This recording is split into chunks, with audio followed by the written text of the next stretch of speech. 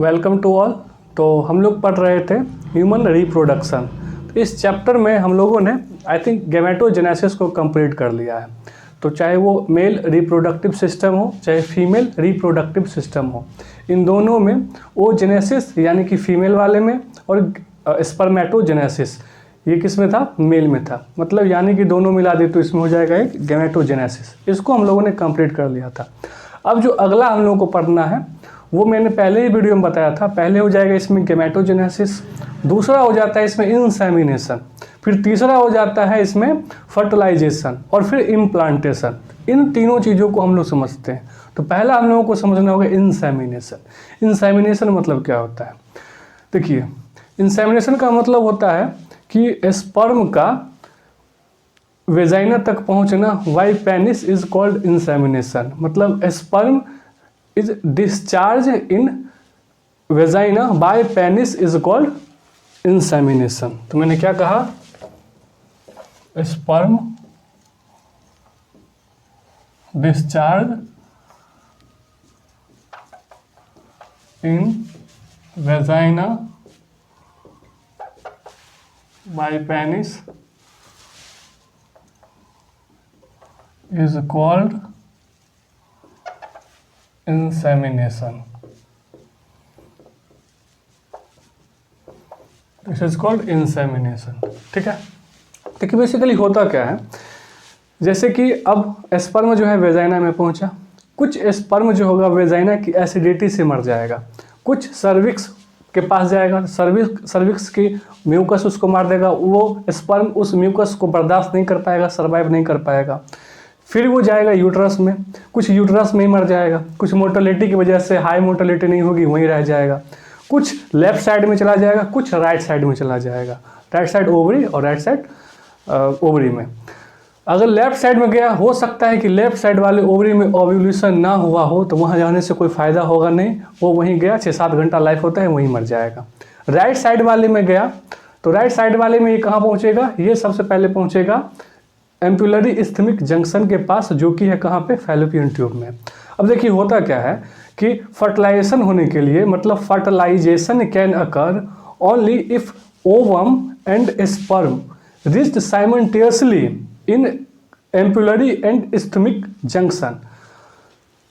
इस तभी जाकर के फर्टिलाइजेशन होता है। कहने का मतलब ये PYQ आया हुआ है, ठीक है। ये साइमल्टेनियसली पहुंचेंगे दोनों, तभी जाकर के फर्टिलाइजेशन होगा। इसलिए कहा जाता है कि एवरी क्वाइटस और intercourse does not leads to the pregnancy. अगर वो दोनों साथ में साइमल्टेनियसली नहीं मिलेंगे, ओव्यूलेशन के बाद फैलोपियन ट्यूब से फिमरी उसको कलेक्ट करेगा, वो ओवरी जाकर के मिलेगा कहाँ पे? एम्पुला में, मतलब एम्पुलरी इस्थमिक जंक्शन के पास। और वहाँ पे अगर क्वाइटस नहीं हुआ या फिर कुछ भी नहीं हुआ, तो अगर वहाँ पे स्पर्म नहीं पहुँचेगा तो फर्टिलाइजेशन नहीं होगा।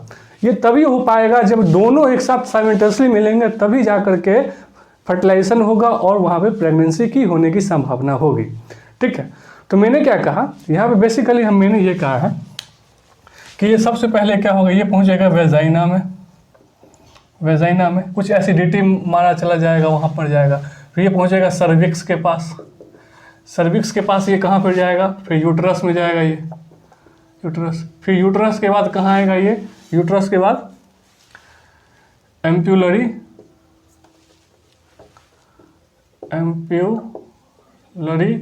Isthmic junction. ये कहाँ पे है? ये है अपना फैलोपियन ट्यूब में। कहाँ पे है? फैलोपियन ट्यूब में। ठीक है, वहीं पे मिलेगा। और वहीं पे आकर के ओवरी के बाद, यहाँ जैसे कि ओवरी है, ओवरी है, ओवरी से फिर जाकर के यहाँ अगर ओवम आता है, ओवम जिसको हम लोग सेकेंडरी ओसाइट बोलेंगे, वहाँ आएगा, फिर ही जा करके वहाँ फर्टिलाइजेशन होगा, अदरवाइज फर्टिलाइजेशन नहीं होगा। ठीक है, इतना बात समझ में आ गया। अब होता क्या है, जैसे मैंने आपको ह्यूमन स्पर्म के बारे में बताया था, तो स्पर्म में क्या होता है? एक्रोजोम होता है, जिसमें लाइसिन वो एक एंजाइम निकालता है। वो स्पर्म क्या करेगा? सबसे पहले उस कोरोना रेडिएटा को डाइजेस्ट करेगा। ठीक है, कोरोना रेडिएटा को डाइजेस्ट करने के बाद फिर वो जोना पेलुसिडा को डाइजेस्ट करेगा। अब कुछ ऐसा कुछ वहाँ पे रिएक्शन होता है जो भी डिटेल में नहीं जाएंगे, और डिटेल की जानकारी जो डिटेल है वो NCERT में नहीं दिया हुआ है, तो तुम उस सब चीज़ को क्यों पढ़ेंगे। कुछ ऐसा होता है कि और स्पर्म उस जोना पेलुसिडा को भेद नहीं पाएंगे, उसको डाइजेस्ट नहीं कर पाएंगे। एक स्पर्म उसके अंदर जाएगा, जोना पेलुसिडा को क्रॉस करेगा, उसके मेम्ब्रेन के पास जाएगा और वो सेकेंडरी ओसाइट के अंदर चला जाएगा। जैसे ही वो सेकेंडरी ओसाइट के अंदर जाएगा, वहाँ पे मियोसिस 2 कंप्लीट होगा और ओवम बन जाएगा, ठीक है। और उसके बाद जो पोलर बॉडी है, मतलब सेकेंड पोलर बॉडी है, वो रिग्रेस कर जाएगा, वो उसको डिजेनरेट कर जाएगा। तो बेसिकली क्या होता है, अगर इसको हम लोग फिगर से थोड़ा सा समझे, तो ये जैसे कि हमने सेकेंडरी ओसाइट है, ये सेकेंडरी ओसाइट, ठीक है, ये इसका मेम्ब्रेन हो गया। तो यहाँ पे लिखते हैं सेकेंडरी ओसाइट, सेकेंडरी ओसाइट, ठीक है, ये हो जाएगा मेम्ब्रेन, ठीक है, ये मेम्ब्रेन हो जाएगा। और क्या होता है, ये हो जाएगा इसका जोना पेलुसिडा, ये तो हम जानते ही हैं जोना पेलुसिडा, ये हो जाएगा जोना पेलुसिडा, ठीक है। अब जोना पेलुसिडा और मेम्ब्रेन के बीच में ना एक फ्लूइड होता है, ठीक है, एक स्पेस होता है, बेसिकली इसे फ्लूइड भरा होता है। इस स्पेस को क्या बोलते हैं, इस स्पेस को बोलते हैं पेरीविटेलाइन स्पेस, पेरीविटेलाइन स्पेस होते हैं। वो जो ही मैंने बोला ना, मियोसिस 2 कंप्लीट होता है, सेकेंड पोलर बॉडी डीजेनरेट होता है, तो वो सेकेंड पोलर बॉडी इसी स्पेस में आ जाता है, ठीक है। उसके बाद क्या होगा, इसके ऊपर फिर कोरोना रेडिएटा आता है, ये कोरोना रेडिएटा हो गया, ठीक है, कोरोना रेडिएटा, ठीक है। और फिर ये हो जाएंगे अपने ये सेल्स जो होते हैं, इस पर सेल्स जो होता है, बेसिकली यही होता है, ठीक है।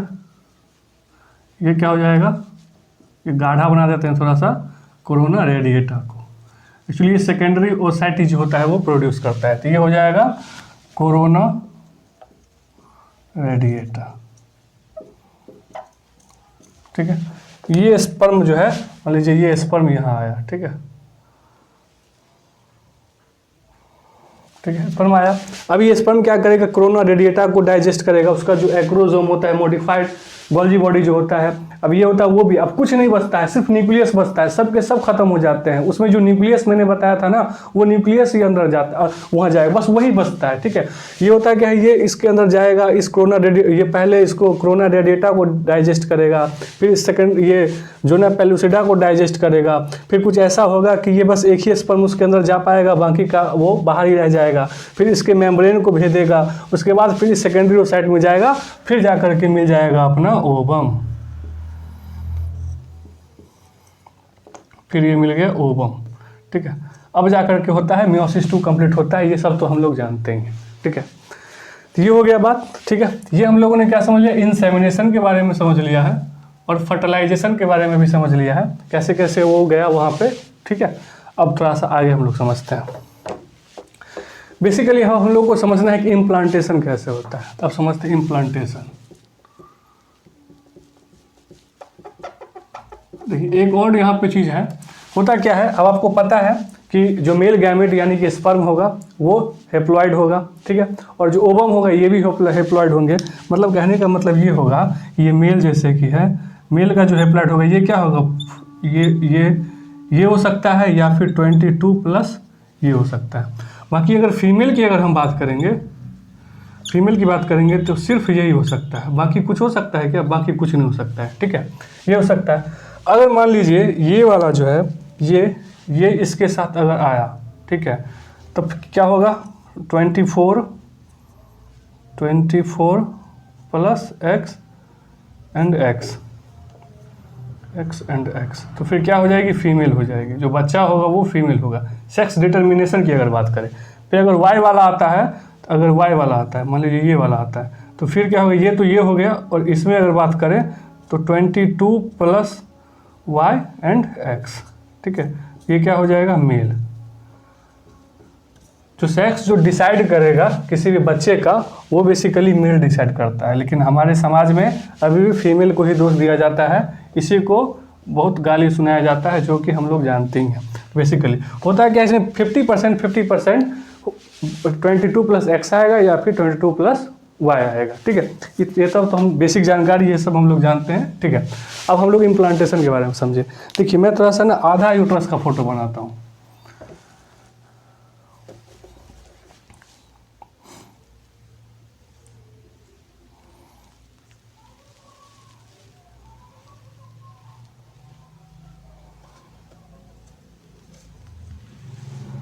ठीक है, इस साइड भी होगा, ये फिमरे बना दिया हमने, फिंगर लाइक स्ट्रक्चर होगा, फिमरे था। ठीक है, तो ये हो गया, इतना तो हमको पता ही है। और ये हो जाएगा एंडोमेट्रियम। एंडोमेट्रियम भी अगर बनाए तो इस टाइप का।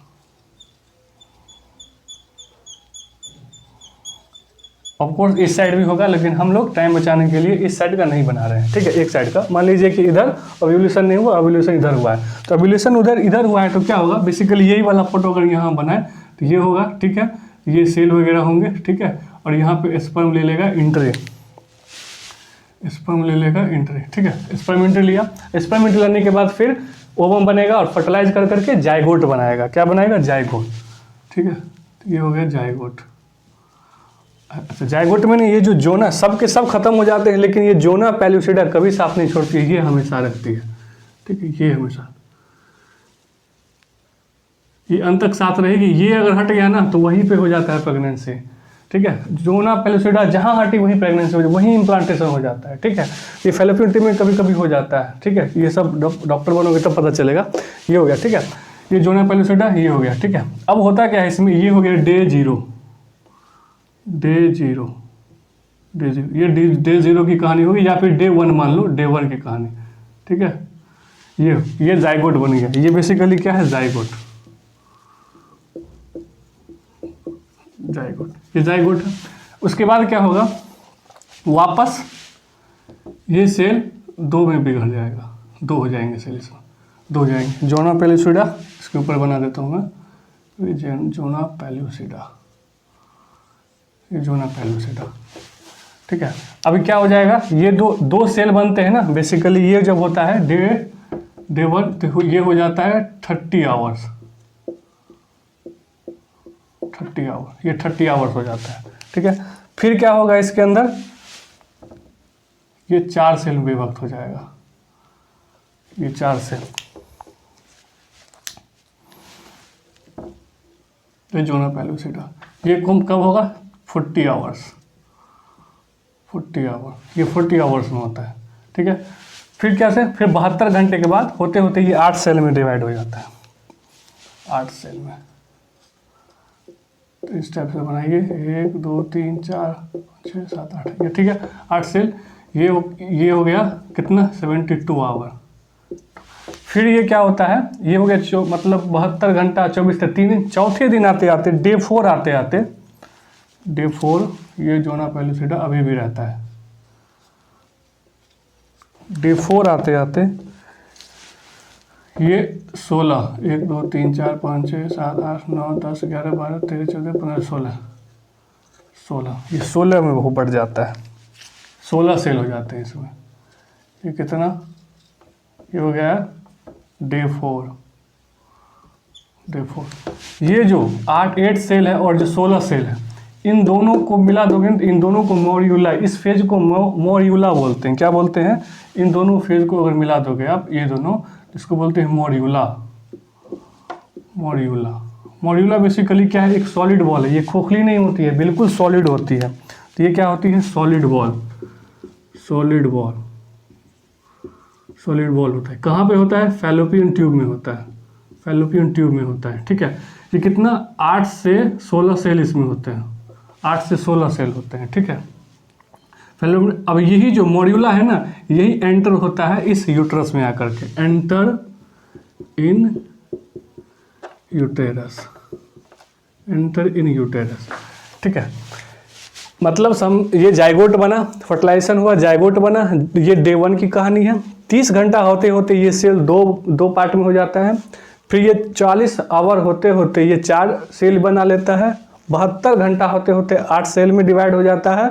और ये चौथे दिन आते आते ये करीब 16 डिवाइड बना लेता है, 16 सेल में डिवाइड हो जाता है। इस 8 to 16 सेल को मॉड्यूला बोला जाता है। ये एक सॉलिड वॉल है, इसमें कोई खोखला चीज़, कोई सीओल वगैरह कोई नहीं मिलेगा, इसमें खोखली उखली नहीं मिलेगी, बिल्कुल सॉलिड वॉल है ये, ठीक है। ये सॉलिड वॉल है, सॉलिड वॉल है। ये क्या है, फैलोपियन ट्यूब में बनता है। और यही जो मॉड्यूला है ना, ये एंटर लेता है यूट्रस के अंदर। ये जब एंटर यहाँ पे एंटर लेगा ना, इसके अंदर जब एंटर लेगा तो इसके जब एंटर लेगा तो कुछ इस टाइप का ये सेल जो होता है ना, कुछ एक साइड हो जाता है, एक साइड, ठीक है। और इस टाइप का सेल बना लेता है ये,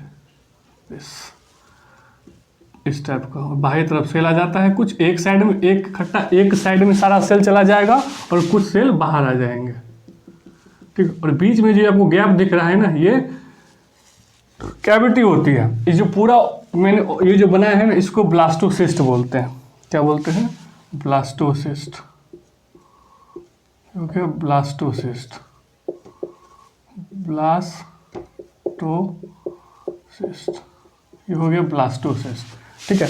अब यही जो होता है ना बेसिकली, ये अब जो इसके ऊपर क्या है, ये जो जोना पेलुसिडा मैंने बनाया है, यही ओपन होता है। जैसे ही ये ओपन, अब जाकर के ये इसका साथ छोड़ता है, जैसे ही ये ओपन होता है तो इसका इम्प्लांटेशन हो जाता है। बेसिकली ये जो इस सेल जो मैंने बनाया है ना, जो इकट्ठा एक साथ हो गए हैं, इस सेल को बोलते हैं blast inner cell mass, inner cell mass, inner cell mass. Basically यही जो होता है ना, इम्प्लांट होता है, यही एम्ब्रियो बनते हैं, यही एम्ब्रियो बाद में जाके बनते हैं, एम्ब्रियो यही बनाते हैं, यही इनर सेल मास। बाकी जो ब्लू कलर का जो मैंने यहाँ पे बनाया हुआ है जो सेल है, इसको बोलते हैं ट्रोपोब्लास्ट, ट्रोपोब्लास्ट, ठीक है। और बीच में जो कैविटी आप देख रहे हो, इस कैविटी वाले को बोलते हैं, इस कैविटी को बोलते हैं ब्लास्टोसियोल, ब्लास्टोसियोल, मतलब ये कैविटी है। वहीं आप मॉड्यूला को देखोगे तो ये सॉलिड वॉल है, बीच में खोखला वगैरह नहीं मिलेगा। लेकिन ये ब्लास्टोसिस्ट में देखोगे तो एक सेल इकट्ठा एक साथ हो जाती है, जिसको इनर सेल मास कहते हैं, यही जाकर के एम्ब्रियो बनता है। बाकी जो आप साइड में ब्लू कलर का देख रहे हो, बाकी के सेल को ट्रोपोब्लास्ट बोलते हैं। और जो बीच में जो कैविटी बच गई है, इसी को ब्लास्टोसील बोलते हैं, ठीक है। सील मतलब कैविटी, सिलोम से आया हुआ शब्द है ये पूरा ब्लास्टोसिस्ट हो गया। अब यही जो होता है ना, वो इम्प्लांट करता है। इम्प्लांट कैसे करता है? जैसे ही ये जोना पेलुसिडा इसका साथ छोड़ती है, कुछ इस टाइप का ये बना लेता है अपना स्ट्रक्चर।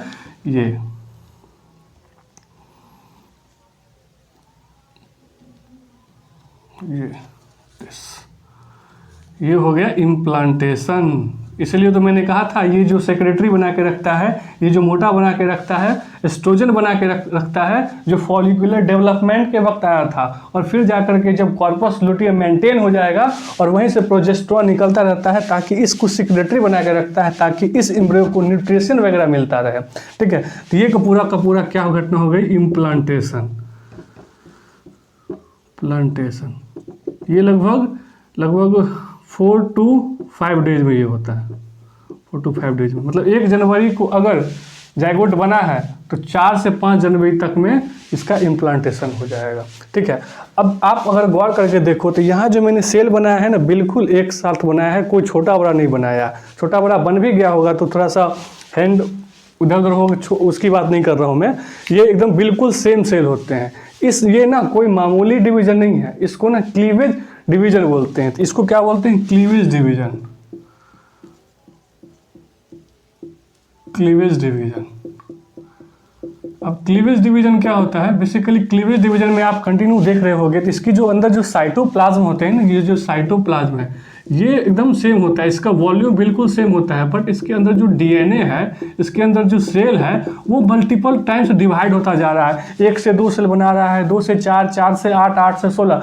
अगर आप सिंपल माइटोसिस की बात करोगे तो इसका सेल अलग अलग होता चला जाएगा। इसके साइटोप्लाज्म पे भी फर्क पड़ेगा, लेकिन इसके साइटोप्लाज्म मतलब वॉल्यूम ऑफ साइटोप्लाज्म पे कोई फर्क नहीं पड़ रहा है। बाकी इसका डीएनए जो है, ये इसका जो जेनेटिक मटेरियल है, वो अलग होता जा रहा है, सेल बनता जा रहा है। तो ये एक स्पेशल डिवीजन होती है जिसको क्लीवेज डिवीजन बोला जाता है। तो क्लीवेज डिवीजन क्या है? Basically cleavage division, cleavage division में बेसिकली अगर देखा जाए, जो ब्लास्टोमेर होता है, ब्लास्टोमेर मतलब डॉटर सेल जो होता है, ब्लास्टोमेर ब्लास्टोमेयर, ब्लास्टोमेयर बेसिकली ये जो होता है, ये मतलब क्या होता है, डॉटर सेल होते हैं ये, डॉटर सेल। ये बेसिकली इसमें क्या होता है, इसमें ये इनका जो साइज होता है ये कंटिन्यू इंक्रीज कर रहे हैं, ब्लास्टोमेयर ये इंक्रीज कर रहे हैं, increase in size, increase in size. वही अगर आप साइटोप्लाज्म की बात करोगे, साइटोप्लाज्म, तो इनका क्या होता है, सेम होता है, कांस्टेंट होता है, सेम द वॉल्यूम, इनका वॉल्यूम सेम होता है, ठीक है। तो ये हो गया क्लीवेज डिवीजन के बारे में। इनका क्या होता है, ब्लास्टोमेयर जो होता है वो साइज में इंक्रीज होता चला जाता है, इंक्रीज होता जा रहा है, 1 से 2, 2 से 4, 4 से 8, 8 से 16, 16 से 32, बट इनका साइटोप्लाज्म का जो वॉल्यूम है एकदम कांस्टेंट रहता है। तो अगर ब्लास्टोसिस्ट अगर मॉड्यूला को अगर जाइगोट और मॉड्यूला में अगर हम डिफरेंशिएट करेंगे इन दोनों को, तो जाइगोट में क्या हो रहा है, बेसिकली ये सेल का डिवाइड होता जा रहा है जो बिल्कुल माइटोसिस में होता है, बट मॉड्यूला में ये क्लीवेज डिवीजन के थ्रू ये मॉड्यूला बनते हैं बेसिकली, ठीक है। तो ये कहानी है किसकी, इम्प्लांटेशन की, इंसेमिनेशन की और फर्टिलाइजेशन की। तो हम लोगों ने इंसेमिनेशन को समझ लिया है, इसके आगे हम लोग अगले वीडियो में समझेंगे इसके आगे का टॉपिक, ठीक है। फिर मिलते हैं अगले टॉपिक में, अगले वीडियो में, तब तक के लिए थैंक यू।